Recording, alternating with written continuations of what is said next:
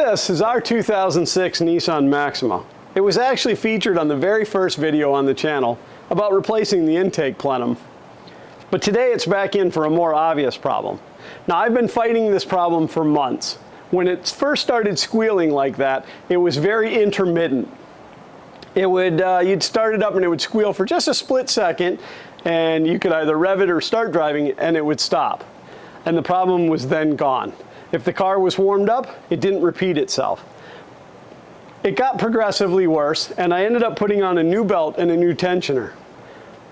Seemed to have fixed it for a very short period of time. And now it's back to doing it. And it's so bad now that it does it every time you start it. And even if you rev it up or start to drive away, it continues to squeal like that for quite some time. Plus, it doesn't matter if it's hot or not. You come out somewhere and you start it up and it squeals. It's very embarrassing, mainly when you're a YouTube certified mechanic. Today we're going to try to get to the root of the problem, and I have a feeling that it's going to be the alternator. And that reasoning is twofold. First of all, we bought this car used with 180,000 miles, and it had just had the alternator replaced. But I have a feeling they didn't necessarily use the most top quality alternator, if you know what I mean. I'm sure it's just a rebuilt from the local auto parts store, and those just, they're a crapshoot. There's no way around that.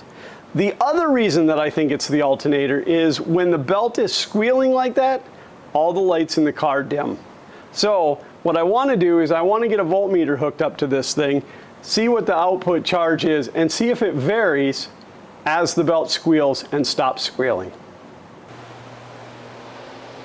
It's another beautiful day here in Florida. It is only 90 degrees with 95% humidity in the garage today. I do have two fans running. Now we're going to hook the voltmeter up to this. I wish that I had an analog style, and I may pick up another one. Mine finally died. The analog ones read quicker, though this is a halfway decent meter for being a cheapie.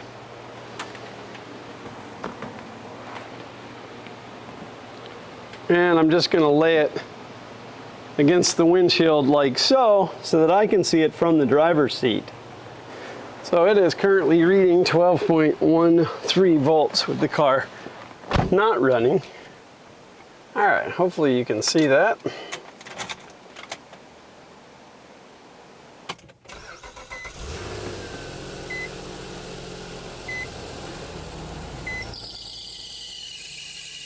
Oh, look at that.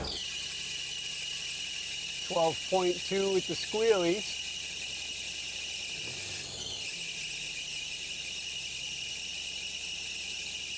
Ladies and gentlemen, I am almost 100% certain we have an alternator problem. Look at that, we're dropping down 11.9 volts, which means that belt is slipping on that alternator so badly that it's just not producing voltage. Now, when I had the belt off of the alternator, I did manually spin that alternator, and it spun very freely. But of course, at that point, it's not under any load either. All right, squeal is lessening up. We touched 14 volts there for a second. I am going to turn the air conditioning off. Oh, see now there,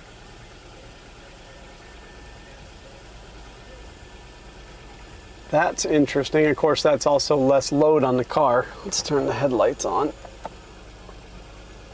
Let's turn on the rear defroster. It's about all the high amperage stuff that I can think of that's in this car. Or let's turn on both seat heaters. Oh, it's going to get hot in here. Okay, so that's interesting, because that was my other thought, was that the alternator, the air conditioning compressor is causing the issue, which is causing the belt to not spin, and that would explain then why we aren't generating, why we're not generating any power out of the alternator. I don't know. For that thing to drop to 12.4 and not be squealing, that means the belt's not slipping right now. We're just putting a high draw. Interesting. All right, well, now we move on to step 2, I guess.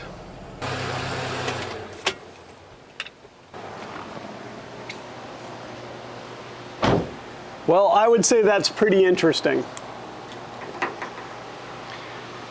When you turn the air conditioning on a car with electric fans, there's generally a second fan that kicks on to help cool, to make your air conditioning more efficient. That's a large electrical draw. When I turned the air conditioning off and the squeal stopped, that tells me that it still could be the alternator, because now it's requiring less draw. The alternator is working less hard, therefore it's not as resistive. Again, it did spin fine by hand with the belt off, but there was no load on it at all at that point. Unfortunately, this alternator is really difficult to get out of there. It's not just a pop it off and run it down to the local auto parts store and have it tested situation. A lot of the front of the engine compartment has to be removed to wiggle it out of there.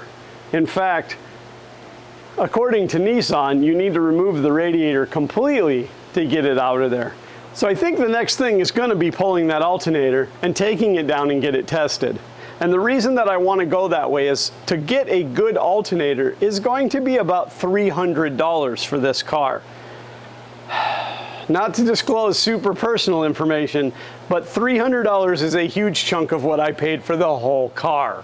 So, as you can see, I'm a little hesitant. Now, technically, that alternator is still under warranty with the person that replaced it originally, but after going in and cleaning up their mess from the work that they had done before I bought this car, I don't think that I even want to attempt to go in there and have them do anything. So I'm going to take it on as a personal project, get that alternator out, take it down and get it tested. And of course, if it tests good, then, well, then I'm still kind of, you know, stumped. Because it could be the air conditioning compressor, but I really doubt it. The air conditioning works fantastic in this car. Of course, if it tests bad, then we know. I can order up a new good quality one, get it put in there, and of course now a new belt, because there's belt shreds all in there, and the car will be back to good to go.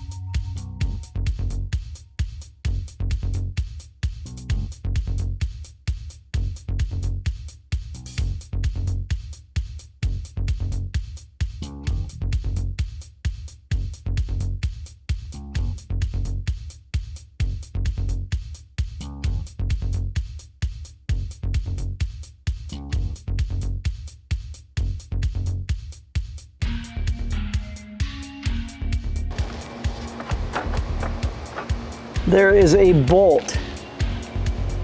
There is a bolt laying. I'll get this on camera.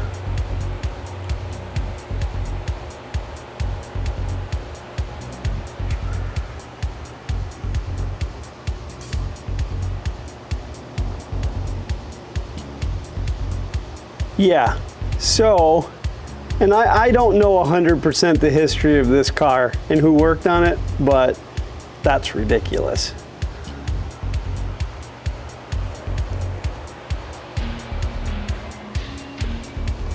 I mean, where did that come from? And where does it go? Where did it come from, Cotton Eye Joe? Let's just get it out of there so it doesn't cause us any grief. Oh, it is wedged.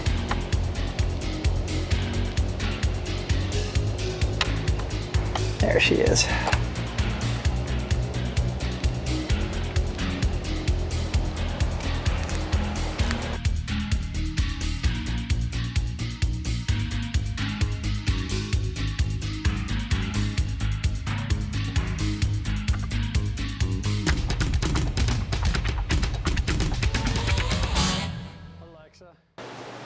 What's the cooling system capacity for a 2006 Nissan Maxima? Here's something I found on the web. According to TextHotLand.com, the coolant capacity is 7.5 liters on the Maxima and 8.2 liters on the Altima, or approximately 2 gallons, including the coolant reservoir. 2 gallons. 2 gallons. Of which I'll probably have to catch 1.5 gallons to be able to take that radiator out. It would just make this job so much easier just to suck it up and do it. Clean catch bucket obtained. I picked these up from the local Tractor Supply. They're about 16 bucks. Very good quality, made right here in the United States. So that's kind of my go-to catch pan. So I've also put the car up on the lift at this point just to give myself a little more room under there. Get underneath there. I'm going to take that splash shield off the bottom. We'll get the radiator drained. I did notice too that the radiator is super dirty. So it's good that it's going to come out of there because I can get that cleaned up.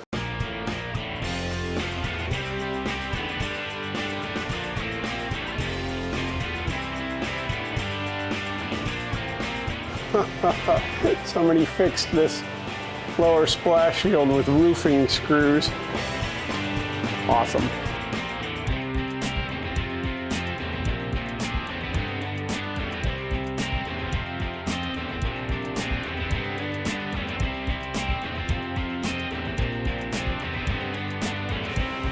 I hope they're the 3-inchers because that'll be even more fun.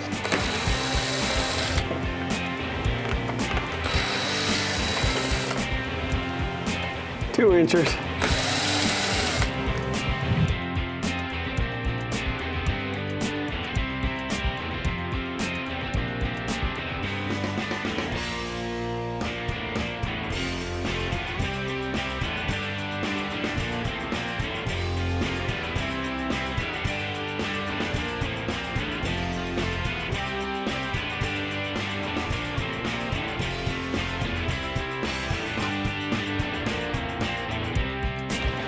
Really got to invest in some radiator hose picks.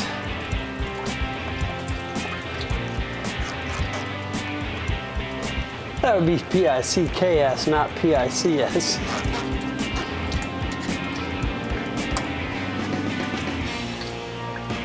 Oh, I'm afraid this is going to get me right in the face.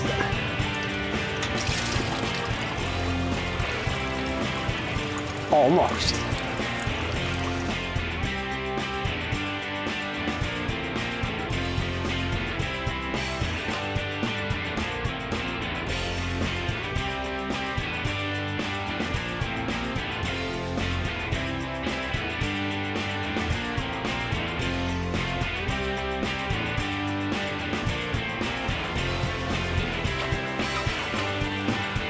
Wow, this radiator weighs nothing.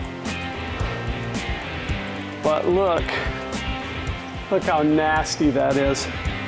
It's got bird feathers all over it. I don't know if somebody hit a bird, and then there's just, ugh, yuck.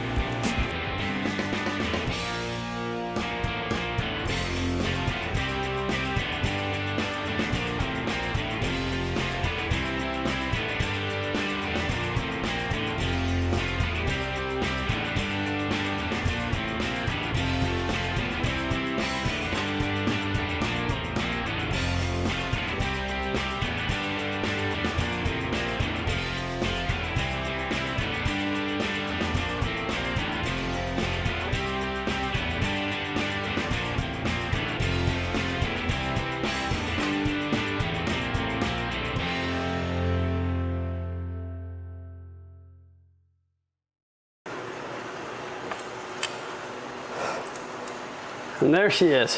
Whew. That's a lot of work. You can see here the residue of the belt.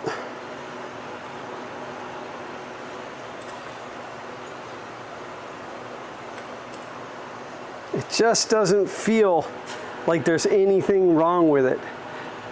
But the issue is maybe once it's under load, that's when it's locking up. I'm going to run this down to the local auto parts store and have it tested. And of course they're going to try to sell me a new one. We'll get it tested. If it is bad, I'll get a new one ordered. And if it's not bad, I guess we move on from there. I just returned from Advanced Auto Parts where they tested the alternator. And the alternator tested okay. It's also a very good possibility that the air conditioning compressor is bad. So I'm going to put it all back together again. All of it. And I'm going to do some further testing and see if I can determine exactly what it is. I don't want to just start throwing parts at it. And of course, you can't take your air conditioning compressor off and just take it in to have it tested. So I'm going to go ahead and put it all back together. We'll regroup. We'll figure out how to test it next. Well, it's the air conditioning compressor. How do I know, you might ask? Well, other than the fact of being a certified YouTube mechanic.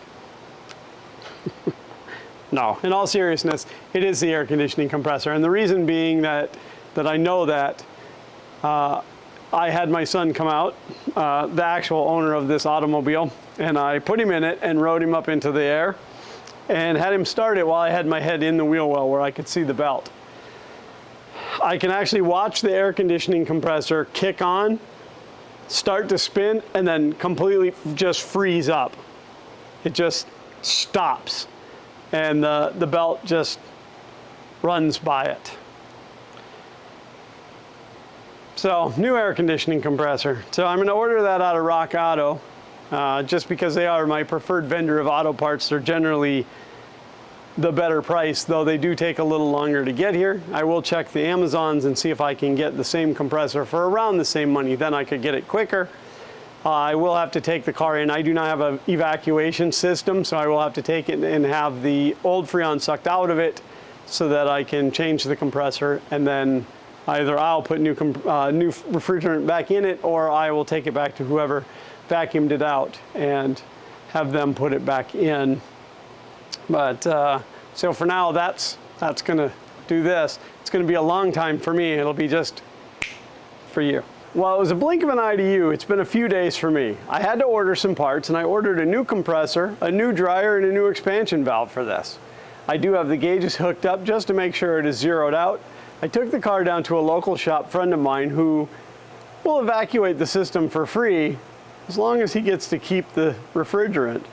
But it's still a fair deal to me so that I don't have to buy my own recovery unit. It is at zero, so I can go ahead and start opening the system.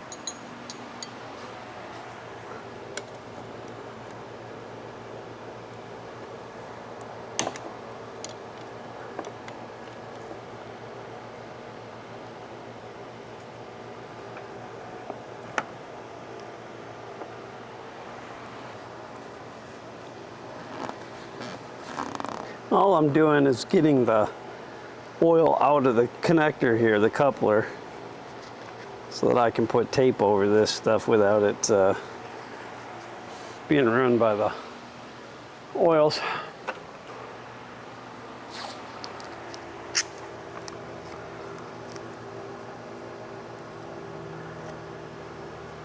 All these are going to get blown out.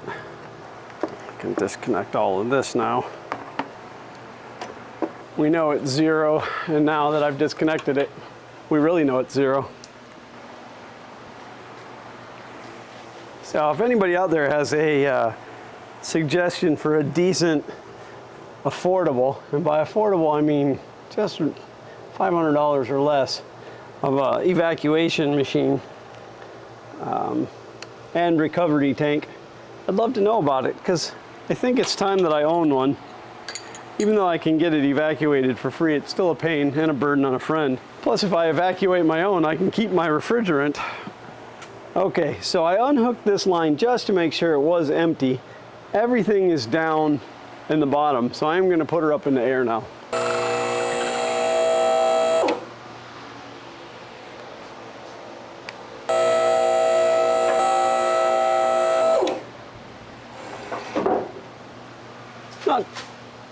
Not sure if I need to take this wheel off, but I'm going to go ahead and take it off anyway. One, because I've never torqued it down from when I put it back on, and two, why not?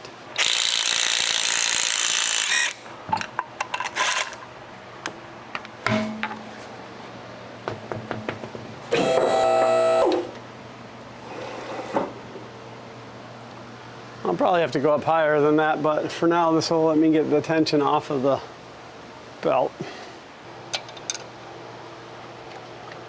All right, Mr. Alternator, let it go.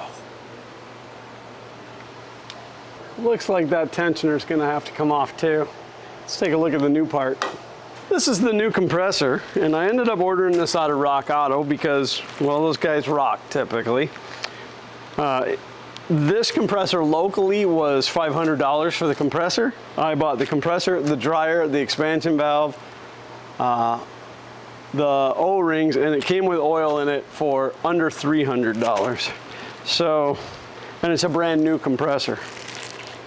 But there is absolutely a tab up behind that tensioner, so let's get that tensioner off next.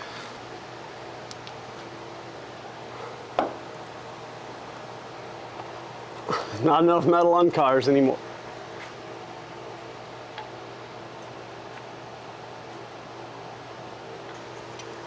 And I'm gonna slide that nut back on there. Looks like the front crank seal on this car is a little wet too. Might be where some of my leakage is coming from. Looks like the tensioner bracket, but I don't think that's gotta come off if I can get that stud out.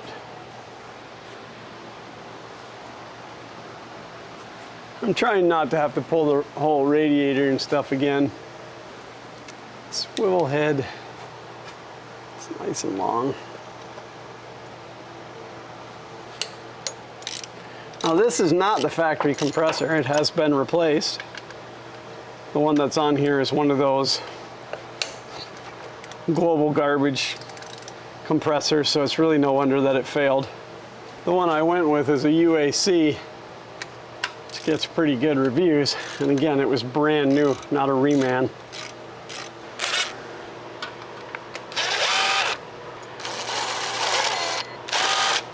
I don't worry about the compressor falling because this is actually a stud in this one, but I think that stud's going to have to come out of there to get that compressor out. It does have a reverse Torx on it, but now we're going to go up higher in the air. So this is the guy we're trying to get out of there. It's right there. And oh, looking at it, I don't have much hope. It is definitely going to be a tight, tight fit. Oof, oofda. All right, let's see what we can do with her.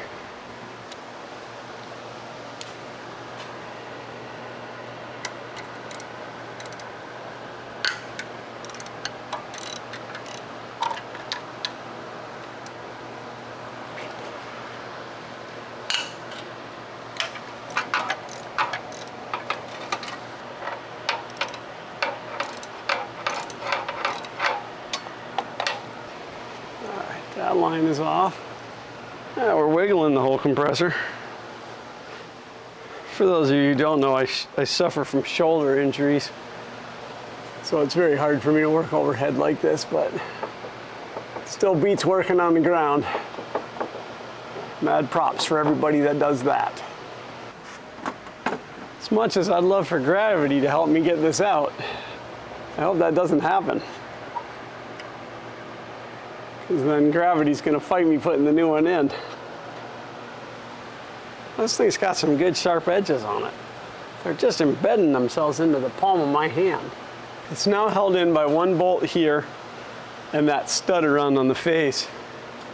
And I'm wondering if I should take that stud out next. Now, I may not have a reverse Torx for that. In fact, I'm almost betting upon it now that I think about it. I think that set grew legs and walked away at one point. Yeah, I got 8-point, but I don't have reverse Torx. Well, that sucks. And I don't think that stud's long enough to do the old jam nut trick.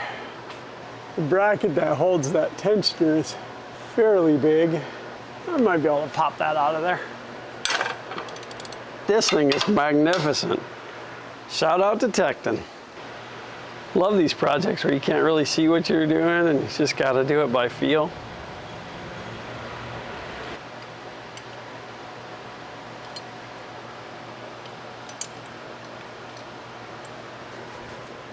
Now hopefully I'll be able to just shift that over, except for this oil line that's in the way.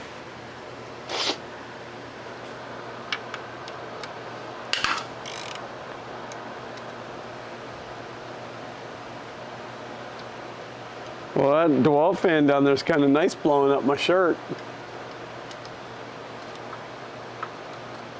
Yeah, that should be okay.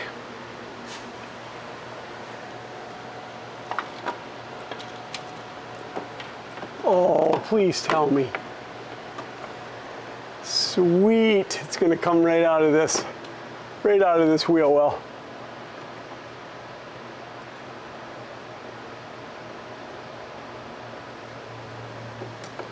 Once we remember to unplug it. All right, you sit there. You don't move.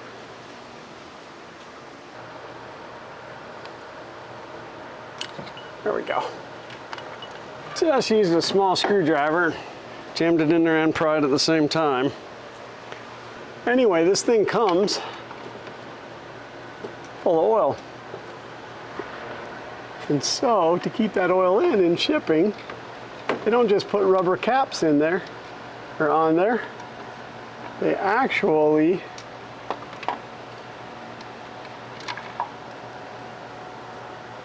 that looks good. They actually have a metal cap with a rubber insert in it, bolted into the compressor. All right, well, she's up in there. I just got to get her bolted back in now.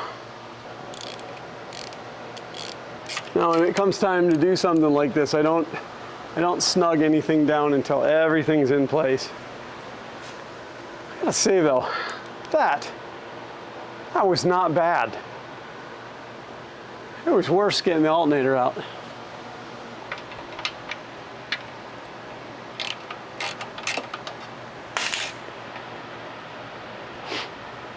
I really liked that flashlight. I seen something skid across the floor when that fell, but it doesn't look like it was actually part of that. Still works. Yay, Harbor Freight.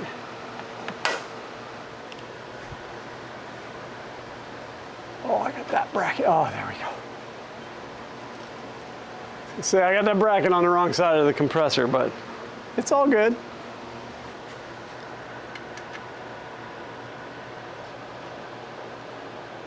Just go finger tights on these, because I think those two in the back are the ones that really need to be. Once this is pushed all the way in, which it is, then I think those two need to be tightened into the engine.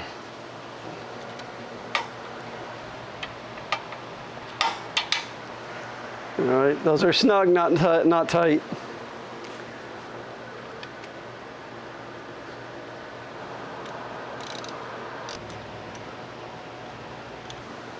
And then we're going to put a 12 in here.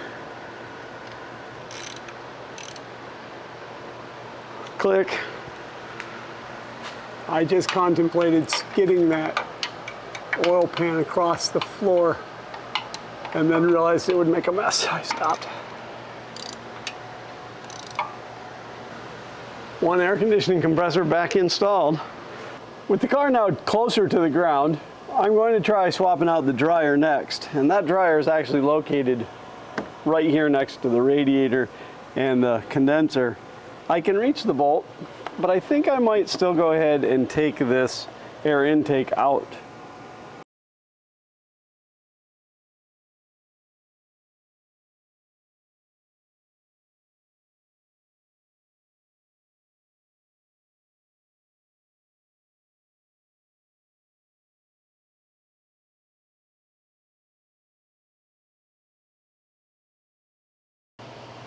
I looked at the air conditioning flow diagrams for this car, and the high pressure side comes out of the compressor and through the condenser before it hits the dryer. So with fear of there being metal shavings in the condenser and newer condensers being impossible to clean, I went ahead and ordered a new one. So my next step now is to get the old condenser out and get the new condenser installed. But I do find it funny that Rock Auto can take the time to put this fragile handle with care sticker on there, but then still ship FedEx. Don't understand. But we'll get that put in and then move on to that expansion valve.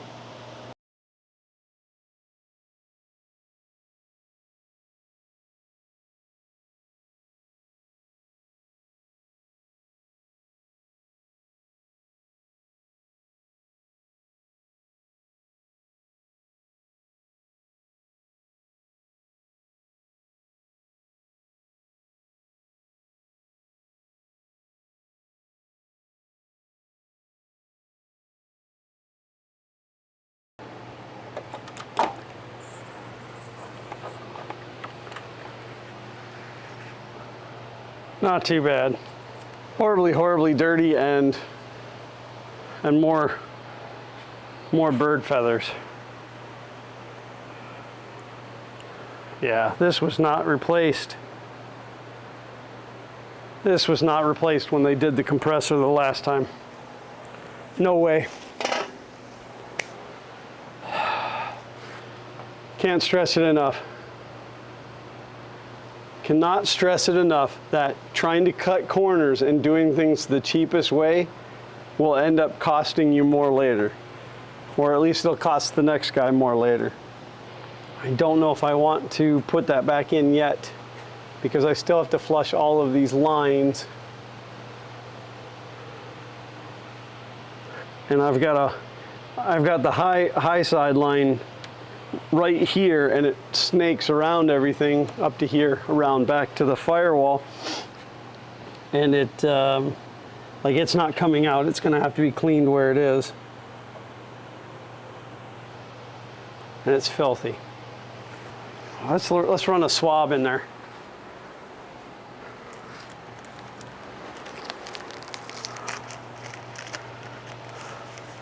Let's run a swab up in there and see exactly how bad it is inside. I'll run it to the first curve. Oh yeah. Yeah. Gee, I wonder why this failed a second time. That brings us to the point where the next thing that I have to do is get to the firewall where the expansion valve is, which is not a fun and or easy spot to get to. I'm going to put one of these radiator clips back in so that the radiator stands upright. Let me get reset, cleaned up, because we got to go back in there. So I just want you to see where I'm going. It's right there. So this is the intake. There's your throttle body. And if she'll focus, yes, going in. Way back here. That's where I have to get to. A million things have left undone,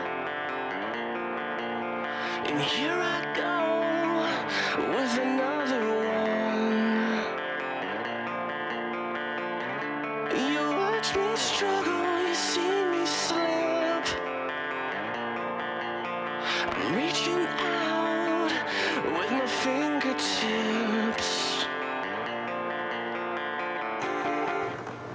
Has enough leverage to get that valve body out of there. Now I'm going to promptly drop that screw to the floor. So what we got here is an O-ring that stayed in the valve body and one that didn't. But look at that mess. Look at how just filthy that is. That's metal shavings in there, by the way. It's not grease. So my next step is going to be to flush all of these lines here under the hood, the hoses that were removable, and also the evaporator that's inside the car. That one's going to pose the most problem, but as with everything, there's always a plan, right? So this is a air conditioning flush kit. And they're relatively inexpensive. I think I paid about $35 or $40 for this one off of Amazon. And of course, if I can find a link, I'll put it in the description. Today I'm using Super Cool brand air conditioning fast flush for no particular reason. It was what I could get that was cheap. Air conditioning flush is air conditioning flush. Do not use standard chemicals in your air conditioner. The reason that this stuff is made the way it is because it evaporates quickly and cleanly. That line runs from there and snakes all the way up around and comes in down here. So I'm going to take my hose here. I was going to try to put both my big fat hands down in there, but that isn't going to work.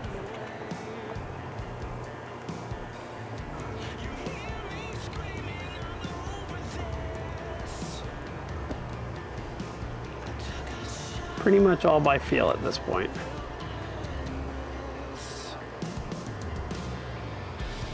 Just gonna kind of work that over the end. And we'll do a visual. It's on there. And we'll put this end down into the bucket.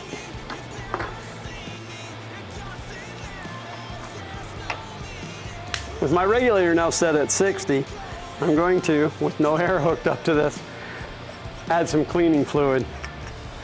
So I put a little less than half a can in here. I don't know how much it'll take to get all of this stuff clean, but I can always add more back in. And of course this won't be contaminated, so technically this fluid will still be good if I don't use it.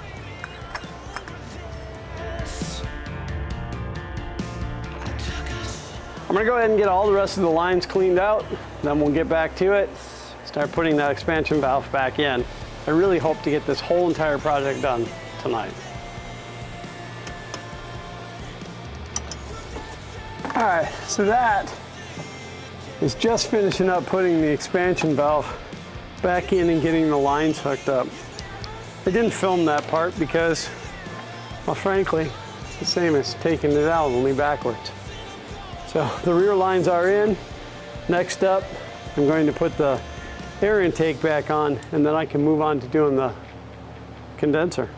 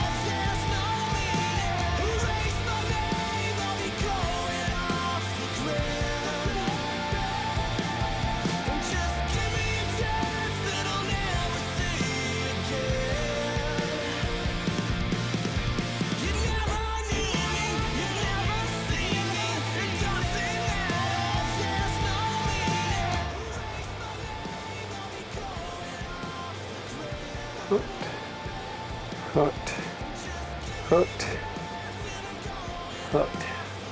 That is our complete air conditioning system back closed up. We get the fans down in here next.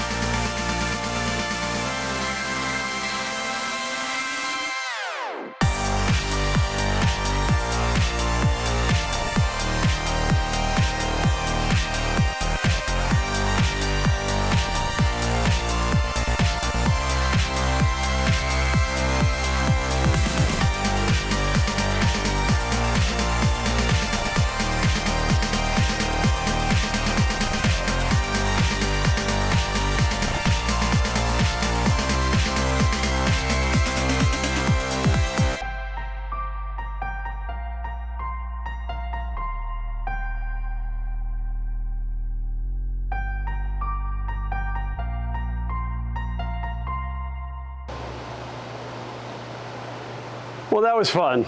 So, I'm human, and I do make mistakes, and you see them once in a while in my videos, and of course the mistake here was that whole last segment had no audio.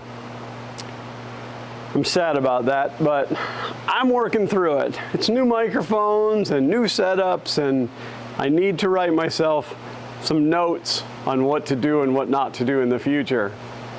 The biggest problem is I was fighting a deadline, and anytime I fight a deadline, that's always when mistakes are made.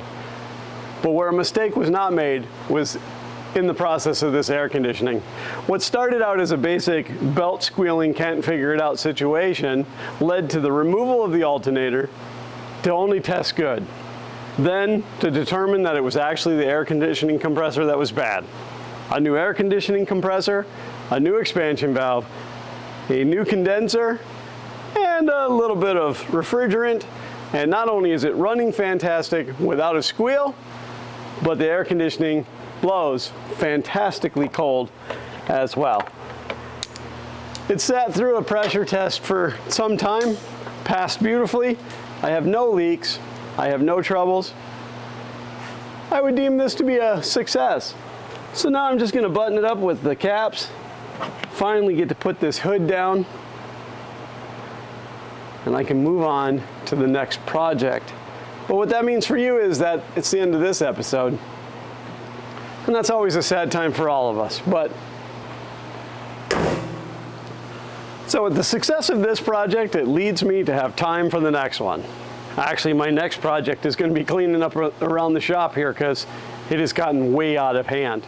But do watch, because there are some great projects coming up. The Fummins project will continue, as well as the 92 Eagle Talon is coming in, and I'm hoping very soon the 66 Thunderbird is going to get dug out of the impound yard for a first visual inspection to see what it's going to take to put that project back. I also have another one that's in the works that's kind of a shh, but you'll see it. It is a classic, and I think that one's going to be fun. So it's time to hang up the old hoses and get those put back in the box. Grab my tool bag, hit the road, and move on to my next adventure. And as always, thanks for watching.